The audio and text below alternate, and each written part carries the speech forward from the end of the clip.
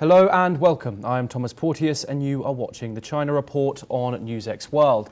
Let's take a look at some of the top headlines this hour. The US and China have agreed a framework for a potential trade deal to be finalized when Presidents Donald Trump and Xi Jinping meet this week in South Korea. Treasury Secretary Scott Bessent says the plan includes a TikTok agreement, a deferral of China's rare earth restrictions, and no 100% tariff hike as Beijing resumes large soybean purchases. China says H-6K bombers conducted simulated confrontation drills near Taiwan ahead of this week's Trump-Xi meeting in South Korea. Beijing claims the self-ruled island as its own, though Taipei says it has not seen unusual military activity recently.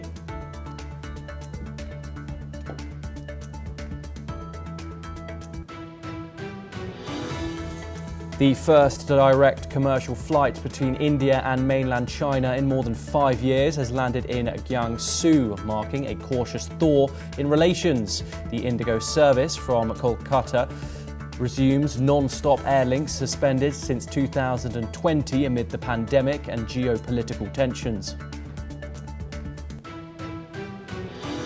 US President Donald Trump leaves Malaysia for the second leg of his Asia tour, with Air Force One departing Kuala Lumpur for Tokyo. He will meet Japan's new Prime Minister Sanai Takachi on Tuesday.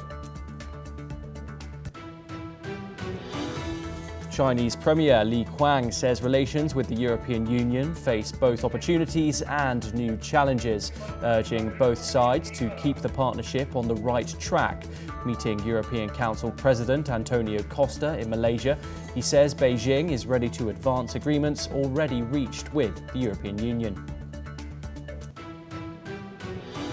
South Korea's National Security Office says a meeting between US President Donald Trump and North Korean leader Kim Jong-un is unlikely in the near future.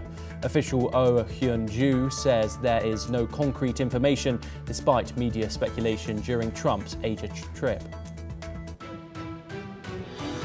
Argentine President Javier Milei's party scores a resounding midterm victory as voters back his free market reforms and tough austerity, giving him a stronger hand to reshape the economy. The result also pleases US President Donald Trump, who tied support to Milei's performance after a major financial bailout. The USS Gravely has docked in Trinidad and Tobago as the Trump administration intensifies pressure on Venezuela, with another US carrier group headed towards the region. President Nicolas Maduro denounces the move as a CIA-backed military provocation aiming to trigger a new eternal war.